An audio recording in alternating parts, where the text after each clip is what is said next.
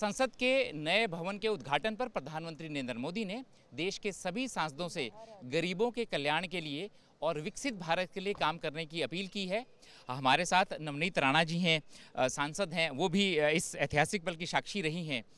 प्रधानमंत्री ने आह्वान किया कि नया संसद भवन बन गया और सभी सांसदों से भी आह्वान किया कि अब जो है भारत को विकसित बनाना है और साथ में गरीब का कल्याण भी करना है। आप इसको चुनौती के रूप में लेते हैं? मुझे लगता है पहले तो ये जो पार्लियामेंट मोदी जी की जिस सोच कि बहुत सालों से इस पे चर्चा हो रही थी कि नया पार्लियामेंट बनना चाहिए, नई व्यवस्था यहाँ पर आनी चाहिए, नई टेक्नोलॉजी के माध्यम से हमारा सदन चलना चाहिए। ये सिर्फ चर्चाओं में ही पार्लियामेंट दिखाई दे रहा था, पर रियल में अगर कोई इसे कर पाया तो हमारे देश के प्रधानमंत्री जी हैं।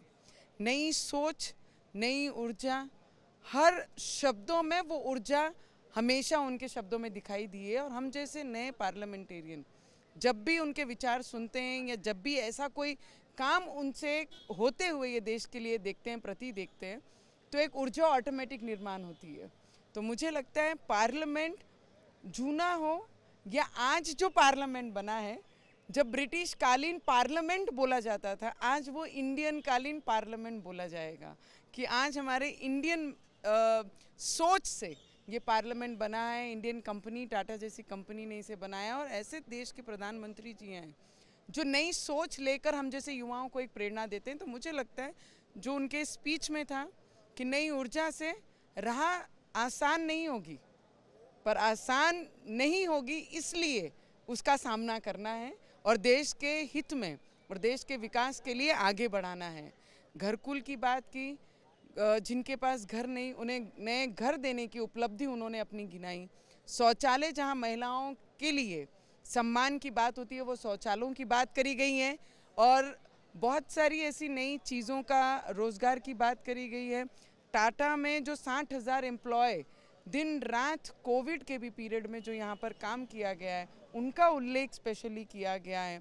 तो मुझे लगता है देश के प्रधानमंत्री जब मज़दूरों की बात करते हैं, बिन घर, जिनके पास घर नहीं उनकी बात करते हैं, जब महिलाओं के सम्मान की बात करते हैं, शौचालयों की बात करते हैं, नए विकास की बात करते हैं, देश को नई प्रगति पे लेके जाने की बात करते हैं, तो हम जैसे लोगों के लिए बहुत प्रेरणादायक और बहुत पॉजिटिव है।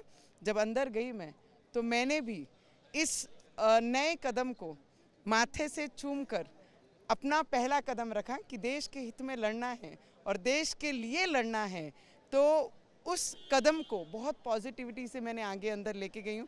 तो मुझे लगता है हमारे देश के प्रधानमंत्री को आज देखकर सभी भारतीयों के दिल में उतनी ही आस्था, उतनी ही प्रेम और उतनी ही खुशी निर्माण हुई होगी, क्योंकि आज तक हम ब्रिटिश कालीन पार्लियामेंट में बैठते थे, आज हम इंडियन सोच विचारधाराओं के पार्लियामेंट में बैठेंगे। नवनीत जी, जो नया संसद भवन है, ये आत्मनिर्भर भारत का भी प्रतीक है।